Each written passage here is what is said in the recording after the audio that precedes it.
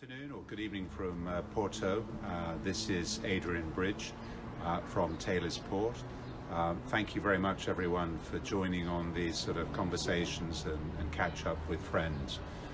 We here in Portugal are on our second day of the relaxation of the lockdown, with a number of smaller businesses now able to open and more people being able to come back to work. So Portugal so far has managed an incredibly successful process with coronavirus, and as people come out of lockdown, of course, it's an opportunity for us to talk a little bit about our wines and talk a little bit about what's happening in the world of port. And indeed, at this stage of the year, we are very focused on the process of our harvest and the growing season. Now today I'm going to be joined by a good friend, Anthony is joining us from South Africa. He and his wife Olive, like everyone in South Africa, are in one of the strictest lockdowns in the world. But of course Anthony and Olive are the owners of Hamilton Russell vineyards and also make exceptionally good wine. So no doubt, despite my understanding that the lockdown in South Africa does not allow you to have alcohol or indeed allow people to smoke, I suggest, Anthony, I suspect you are well stocked with plenty of things in your cellar, and indeed a corkscrew to hand on a regular basis to keep you sustained. How's everything going down there? Well, it's actually, I'd say it's all good from a personal point of view. Obviously, we feel terribly for the industry. We feel terribly, particularly for restaurants and hospitality. Yeah. You would know, we're in the wine industry. If we can't sell our product today, we still have it. We can sell it tomorrow. So it's a question of financing that difficult cash flow period between, revenue streams. Whereas if you miss a sale in the restaurant industry, or you miss a night of booking in a hotel, it's gone forever. It never comes back. So we feel relatively lucky. And you're right, I stocked up with Cuban cigars. I have one a day, and I think I've got 26 days left. Right, okay. And of course, you've got some of your most excellent wines down there. And I guess you must have just finished harvest. We did. We finished, well, it was a while back, but we finished pretty much at the end of February, a little bit into March. Things are more compressed these days, not because of increased heat, but because of increased vine health and vineyard practices that mean that everything kind of ripens a little bit more simultaneously. So harvest is well put to bed. The wines are in barrel. We were not endangered with the whole shutdown in our vinification and our harvesting process. Right. And how was this year from the perspective of the wines? Because obviously many people are going to remember 2020 for a number of things, not least the lockdown, maybe positive experiences as they spent time with family and got to know their family better perhaps, and slowed down and reprioritized their lives. But of course, wines made this year will come to the market eventually. So how are they looking? Well, they're looking pretty good. We had an unusual year of ripeness at much lower, phenolic ripeness at much lower alcohols. We had a lot of depth and darkness with very elegant wines, and not the usual kind of new world thing of perhaps a little more alcohol than one wants for similar ripeness levels. So we're very excited about 2020, and it happens to be our 40th vintage and my 30th year on the property, and also a year of just dramatic events in the world. So this is kind of something of a signature vintage for us. Yeah. So 2020, 30, 40. Correct. Hitting all the round numbers there. That's fantastic news. Well, congratulations on that. In fact, I'm actually drinking one of the Taylor's 20-year-old Tawneys. I mean, it's got to that stage of the day when it's okay to have a glass of port. There you are. You've got some of your wonderful Chardonnay, I imagine that. But yeah, in 2020, I've got a 20-year-old. Of course, this was made 20 years ago. So, one of the interesting things about our business, as you say, is that we stock things for a long time. but we have to deal with the challenges of the harvest. So did you find this year any major, you said it wasn't too ripe, wasn't too over extract or overheated, but did you find any climatic challenges at all this year? Well, I feel mildly guilty because we are WWF conservation champions. We do an awful lot, as I know you do. I've got enormous respect for what you personally and what Taylor's overall does for, climate change and for good practices in winemaking worldwide. I've got enormous respect for that. But we've actually, in my 30 years, we've got cooler and wetter.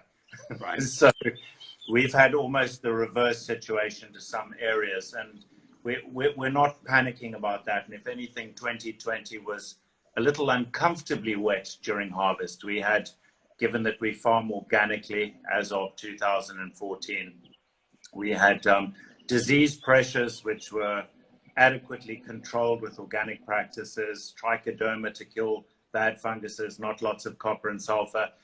So we managed our way through, but it was a high disease pressure year because of rain.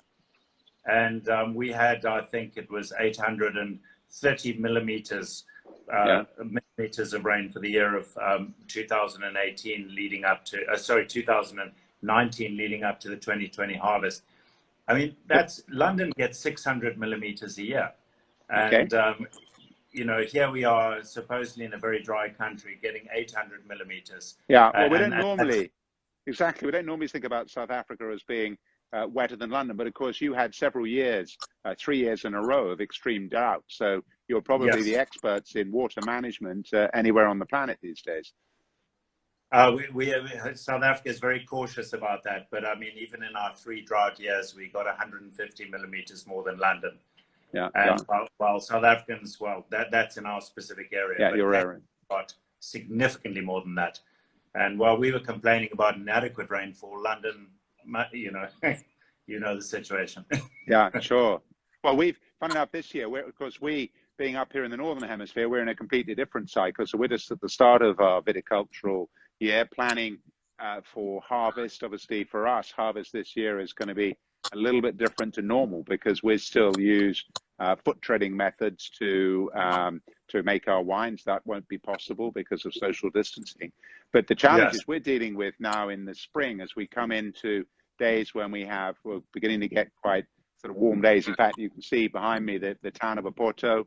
It's 7:15 in the evening. It's been a lovely day today, but a few clouds blowing in there, which will reach up to the Douro. And we've been having these days of sunshine followed by a day of rain. So this year it's been a little bit earlier than normal, with bud bursts taking place on the 3rd of March.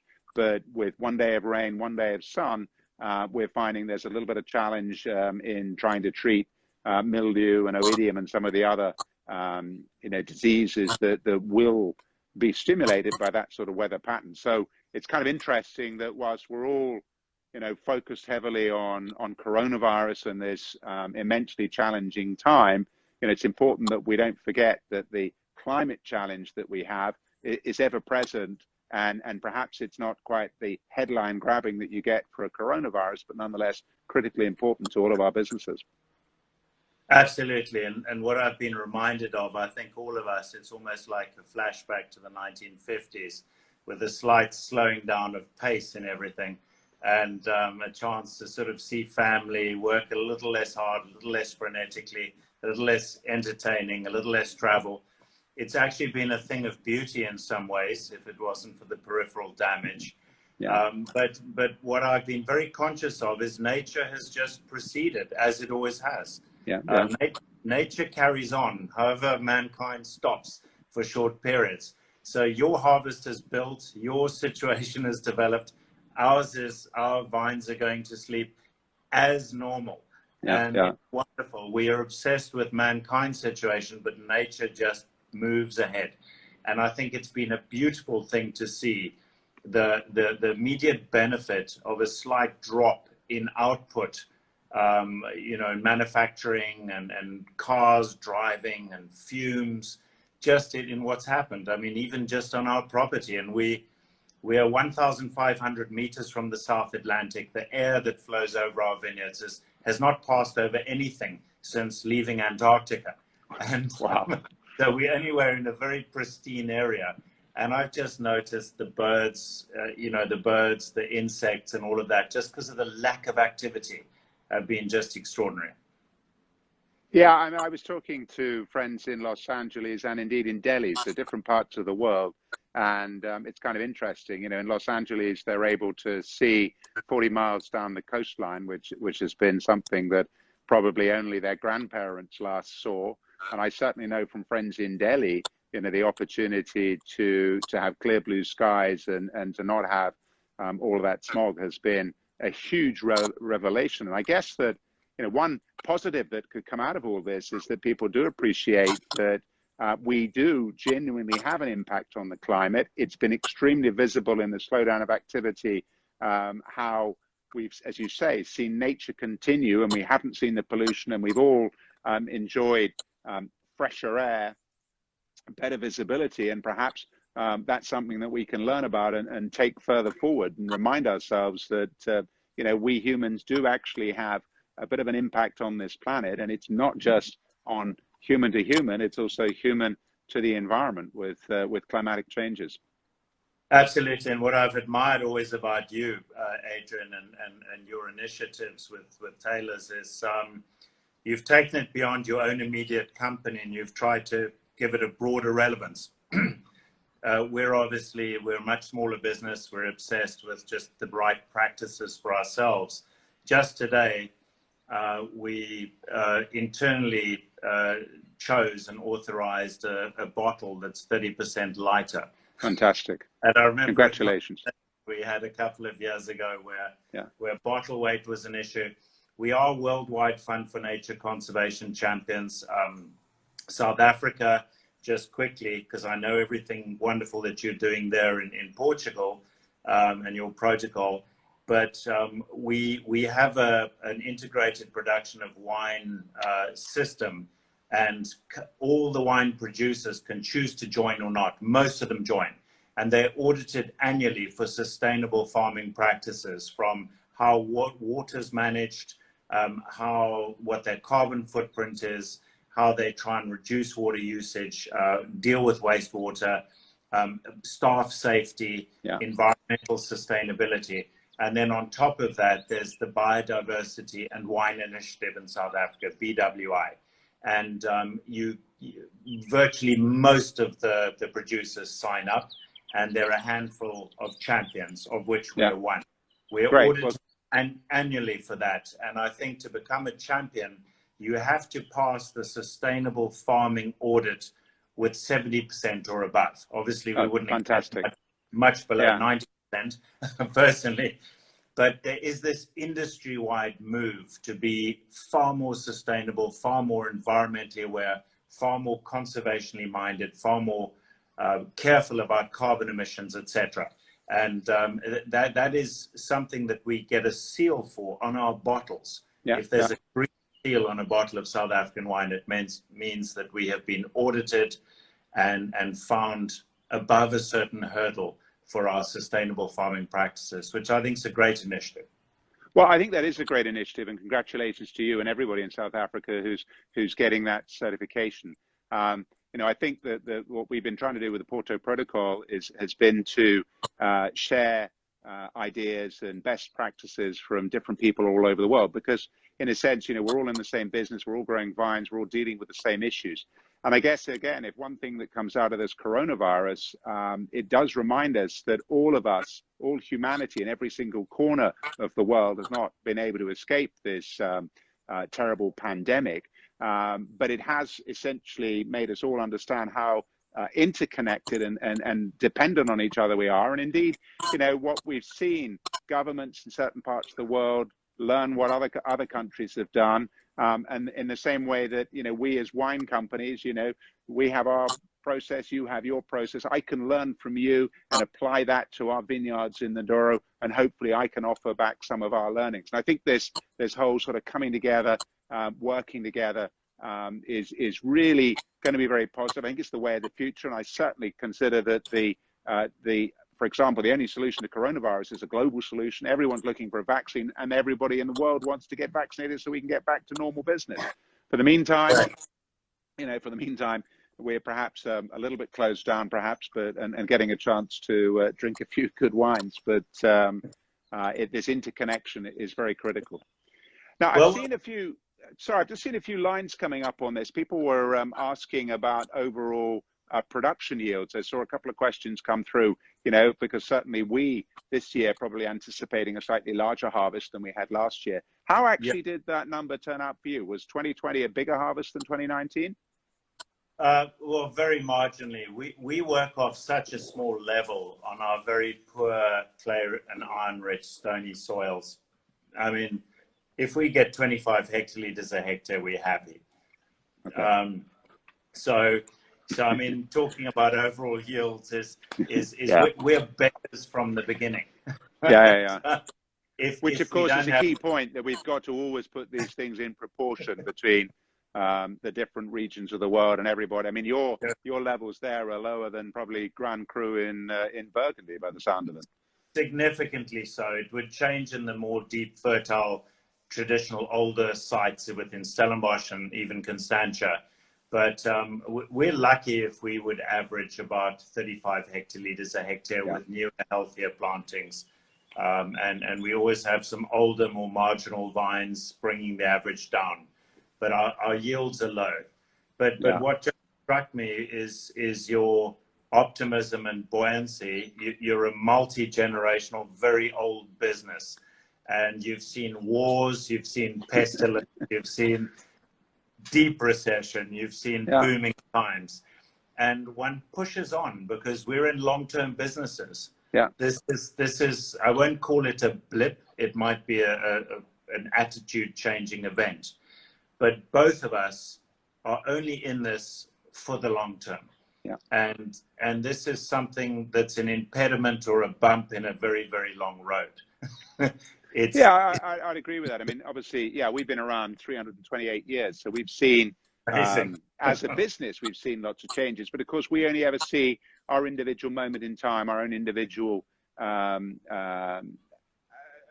generation, if you like, or perhaps multi-generational, but it is only a relatively short period of time. That's why I kind of made that comment about those guys, friends of mine, for example, who are commenting that in Los Angeles, they are seeing 40 miles down the coast, they have not seen that visibility hasn't been there since virtually the age of the car. I mean, it's their grandparents were the last people who could see that far down the coast in that environment. So I think, keeping everything in perspective is really important. And particularly in these times of crisis, we can get terribly narrowly focused. We can get totally absorbed by 24-hour news, and as a result, perhaps miss some of the bigger picture. And as you quite rightly say, the bigger picture is nature goes on, the world is going on. We will come out of this the other side. Things may be a little bit different, but I certainly know that from your family, we're going to have some great wines to enjoy. And congratulations on your 2020. And certainly, I hope that we here this year will continue to make some very good ports. So, thanks so much for joining me on this conversation. And I wanted to finish by asking, is Olive well? The rest of your family is all well? We're all well, and actually loving the family time together. If I might make one point, which I think is a generality somewhat, monoculture is a form of hubris. From the time mankind settled down and started ordering nature to their command in formal agriculture, we built in certain dysfunction. And I think what you've done as a company and what we're trying very hard to do is almost compensate on our immediate properties for that crime of monoculture. And you can also think of coronavirus to an extent being a kind of a punishment for excessive population of confined areas. Mankind almost dominating to the point of arrogance certain aspects of the world's ecology. And what I love about a big, old, established, ancient company like yours, and perhaps even a slightly newer, tiny company like ours, is we recognize that need for respect for nature. and respect for the environment, and almost a compensation for that arrogance and hubris that monoculture to some extent represents. Yeah, well, we've also tended to survive quite well for 328 years by staying a little out of politics and just enjoying a good glass of wine. So you're very good to see you, Anthony. Thank you very much for joining me. Cheers and good luck and Yes, stay Adrian. safe. Cheers. Thank Bye-bye you. now. Lovely to see you. Bye-bye. Take care.